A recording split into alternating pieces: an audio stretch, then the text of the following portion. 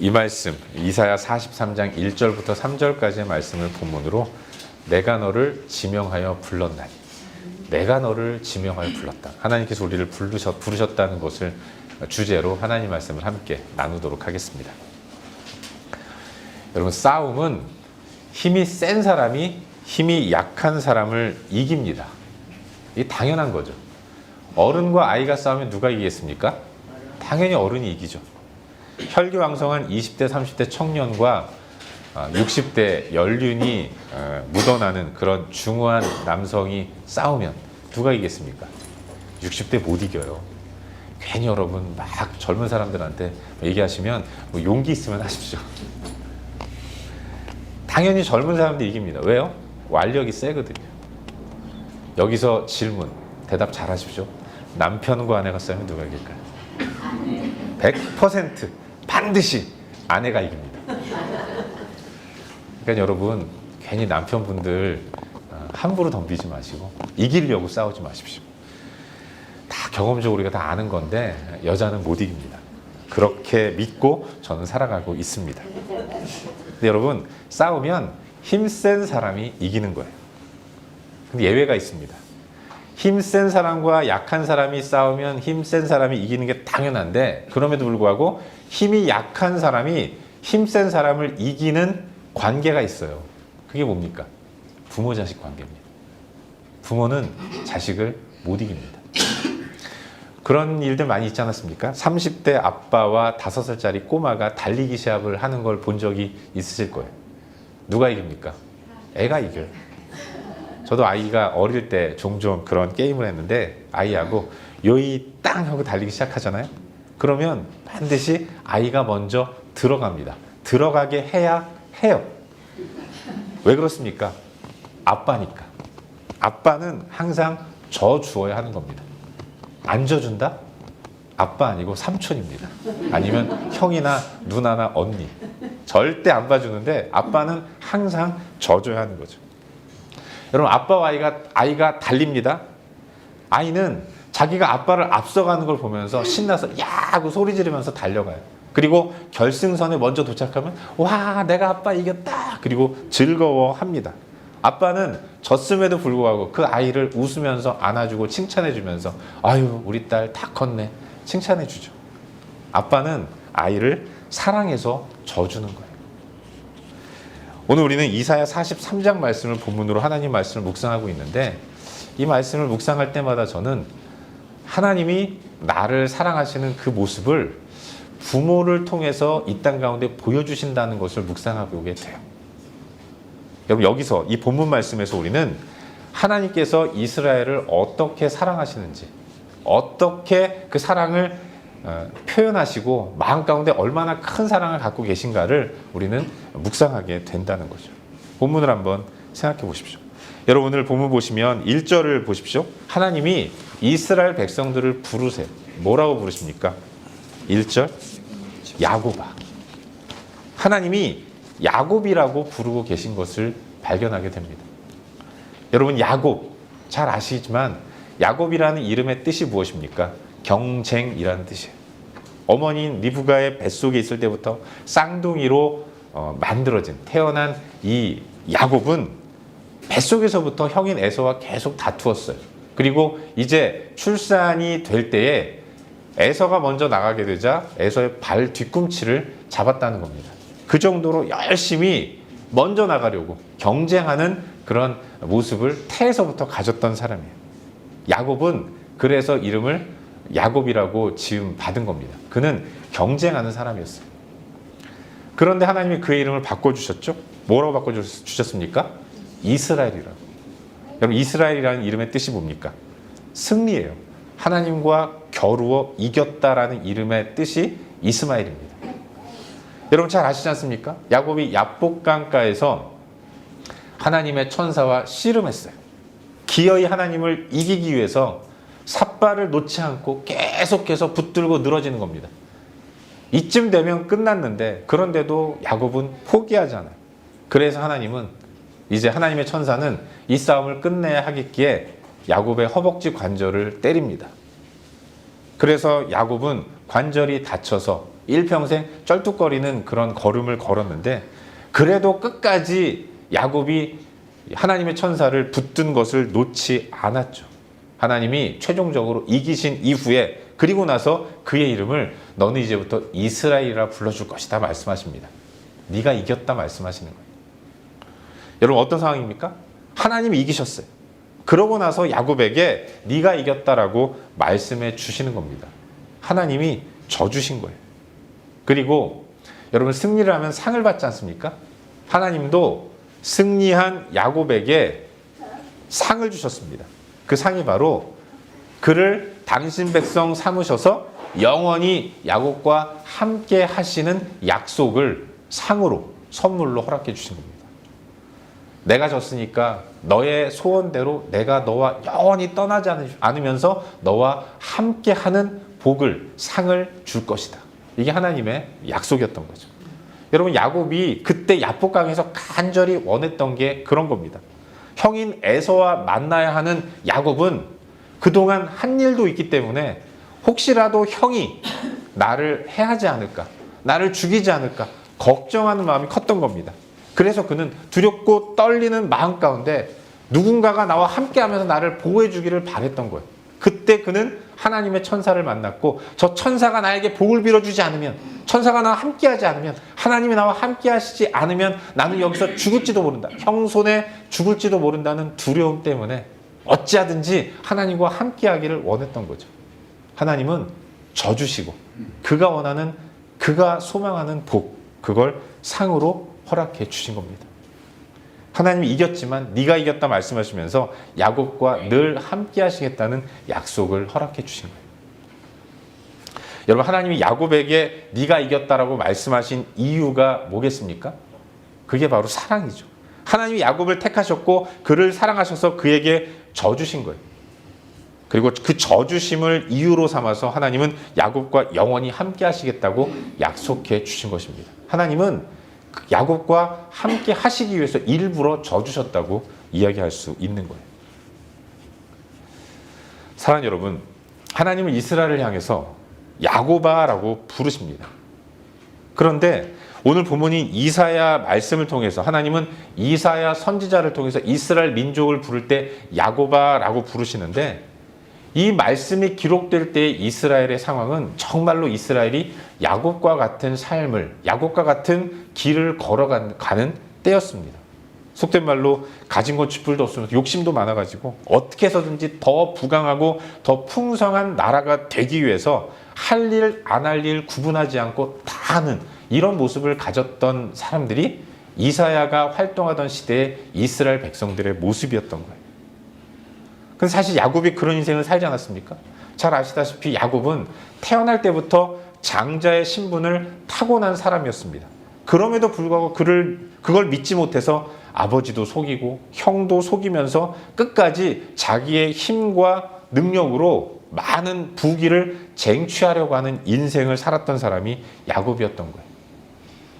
내 인생 잘 되려고 태어날 때부터 하나님은 그걸 보장해 주셨는데 하나님을 믿지 못하니까 혹시 안 되면 어떡하지라는 불안한 마음에 남 속이는 것이 다반사였죠. 형도 속이고 아버지도 속이고 그게 들통나서 형을 피해서 목숨을 피해서 이역만리까지 도망을 가기도 했습니다. 그 이역만리 그 땅에서도 그는 자기보다 더 교활한 삼촌인 라반을 만나서 라반과 계속해서 경쟁하고 싸우면서 그야말로 두뇌 싸움을 하면서 결국은 이겨서 많은 부를 소유하고 이제 그가 가야 할 고향으로 돌아가고 있는 중이었던 거죠. 그는 보장된 풍성함과 부와 명예와 이 장자의 신분으로부터 주어지는 대단한 것들을 믿지 못했던 겁니다. 그래서 가만히 있으면 받을 것, 계속해서 힘들고 피곤한 인생을 살아가면서 쟁취하는, 심지어는 하나님과도 경쟁하는 이런 모습을 보였던 거죠. 하나님은 다 맡기라고 말씀하셨는데 하나님께 다 맡기면 어련히 하나님이 알아서 좋은 것, 풍성한 것, 귀한 것 다 베풀어 주실 텐데 그럼에도 불구하고 그걸 믿지 못해서 내 행복은 내가 책임진다.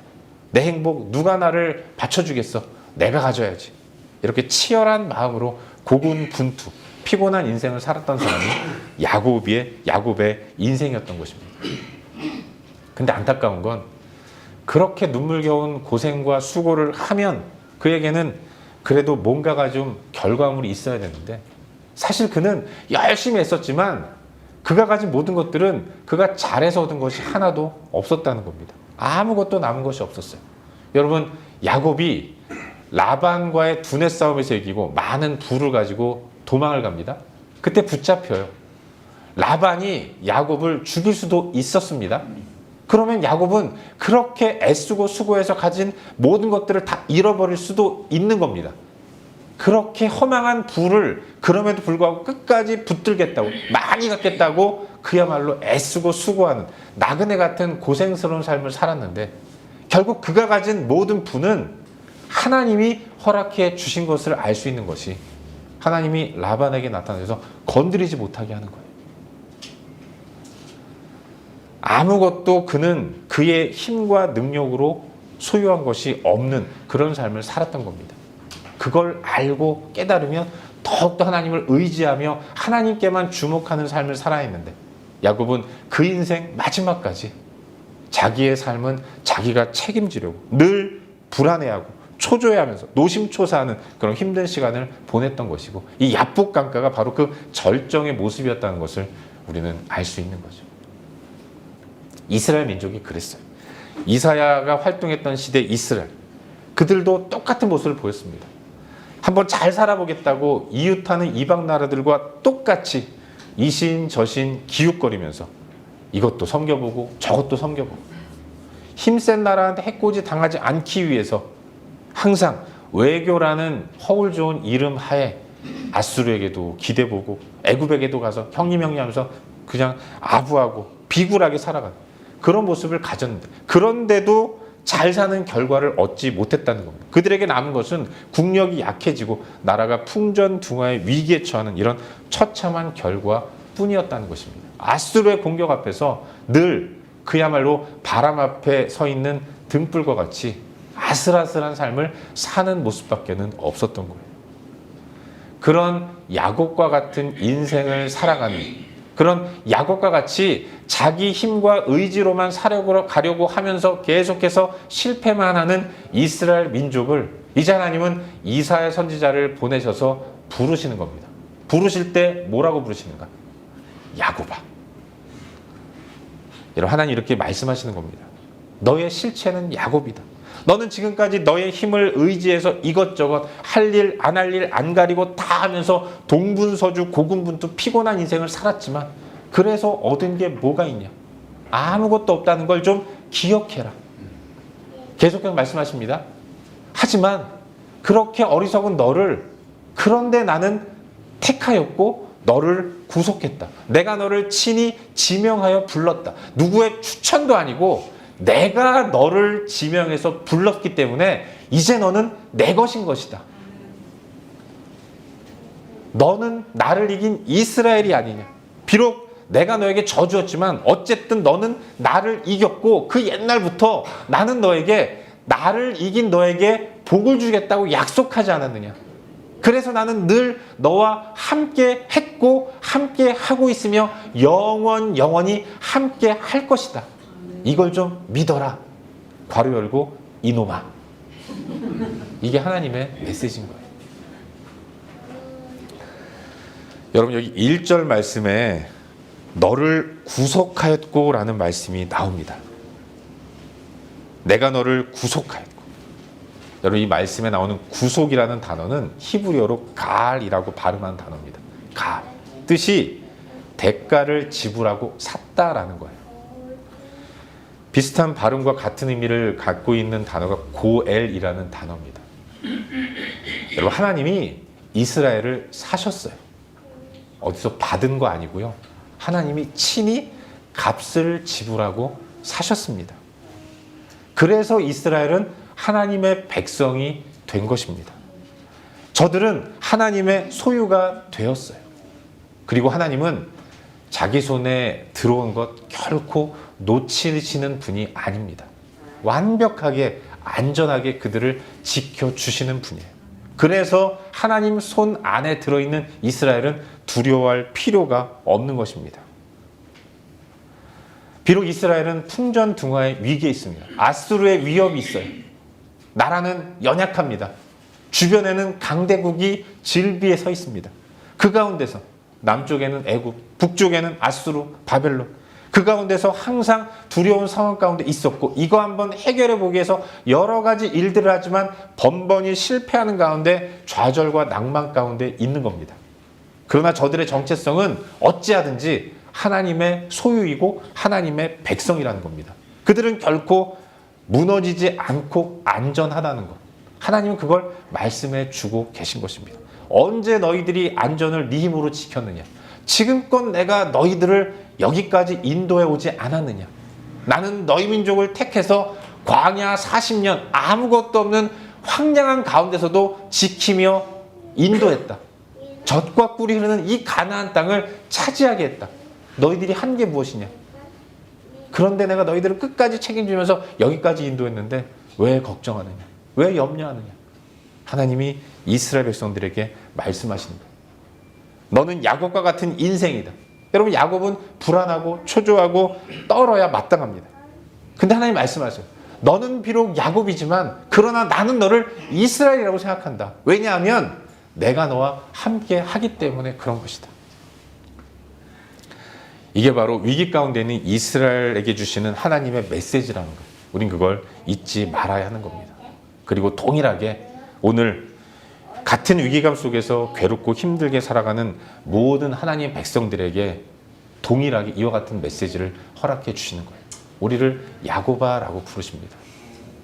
하나님은 야곱을 이스라엘 되게 만들어 주신 분이라는 것이고, 그 하나님을 기억하는 가운데 하나님 안에서 참된 평안을 누리라고 말씀해 주고 계신 거예요.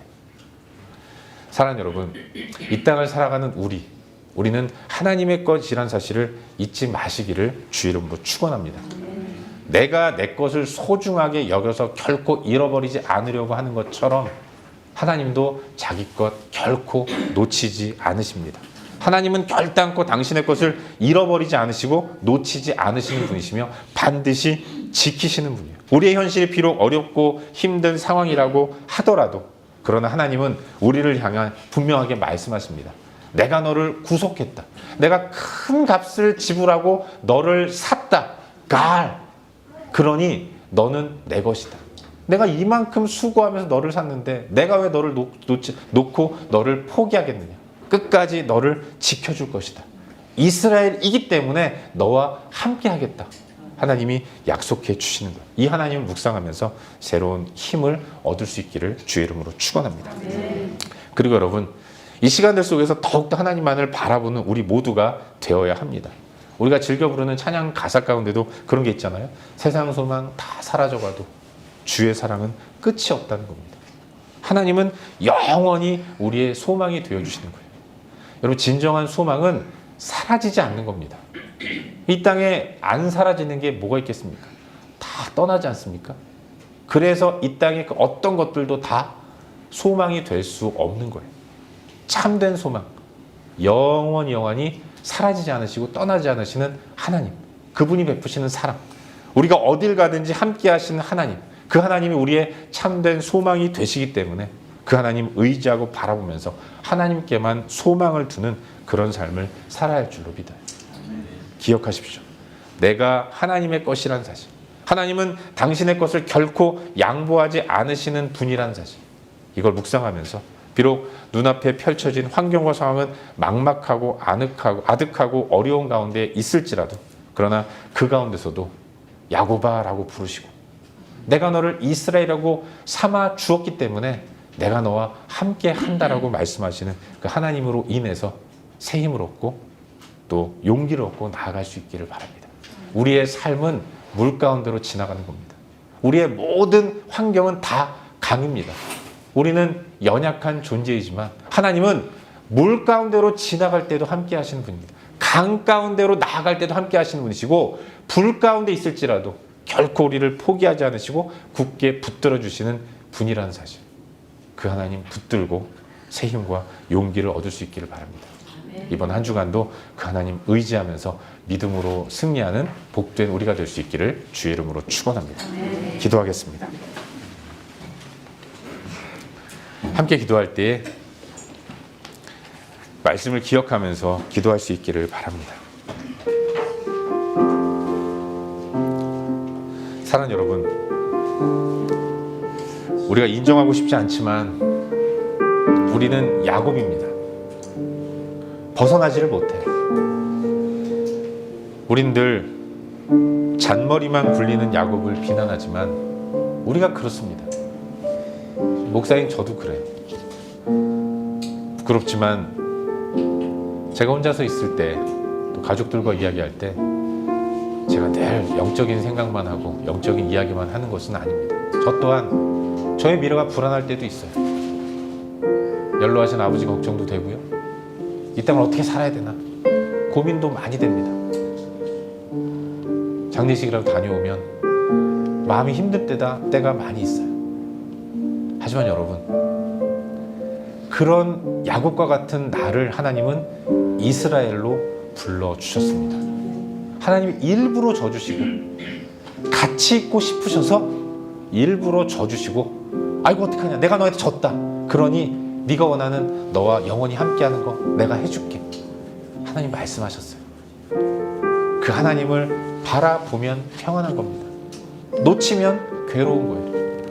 우리의 시선이 하나님께 주목되면 우리는 하늘의 풍성함을 누릴 수 있는 것이지만 자칫 놓치면 내 마음이 전쟁이 되는 겁니다. 두려운 거예요. 걱정이 앞서는 겁니다. 이 모든 것들 맡겨 버릴 수 있기를 주 이름으로 축원합니다. 주님 말씀하세요. 너의 모든 염려와 근심 다 맡겨 버리라고 말씀하십니다. 쓰레기 버리는 거예요. 우리 안에 있는 염려, 근심 다 쓰레기입니다.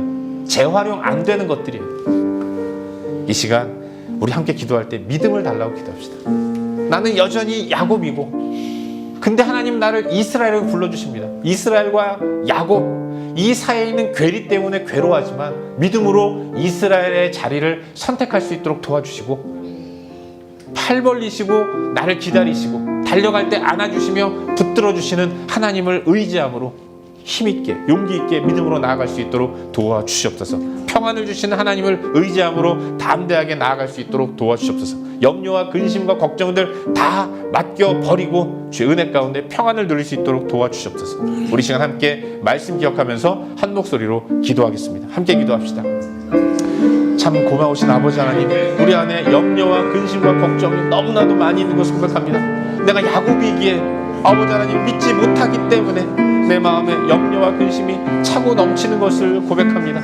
아버지 하나님, 주님이 나를 하나님의 자녀로 삼아주셨고 하나님의 소유로 삼아주셨음을 믿습니다. 내가 너를 구속하였고 내가 너를 지명하여 불렀다 말씀하신 하나님의 그 말씀 앞에 엎드리게 인도하시고, 아버지 하나님 나를 안아주시고 나를 끝까지 포기하지 않으시며 나의 길을 인도하시는 하나님으로 인해서 참된 평안을 누리며 살아갈 수 있도록 은혜를 베풀어 주시옵소서. 좋으신 하나님을 온전히 의지하고 바라보고 믿고 따를 수 있도록 인도하시고 그 가운데서 주께 영혼 돌리는 은혜의 삶을 살아갈 수 있도록 인도하시옵소서. 아버지 은혜를 베풀어 주시옵소서. 아버지 하나님, 이 세상을 살아가면서 아버지 나의 믿음이 연약해질 때마다 아버지 내가 이스라엘이 되었다는 사실을 확신하는 가운데, 늘 내 옆에 하나님이 함께 하신다는 사실을 확신하는 가운데 승리를 주시는 하나님을 의지하며 믿음으로 나아갈 수 있도록 은혜를 베풀어 주셔서 승리케 하시는 하나님을 온전히 믿고 의지하며 믿음으로 나아갈 수 있도록 인도하여 주시옵소서. 아버지 하나님 은혜를 베풀어 주시옵소서. 인도하여 주시옵소서.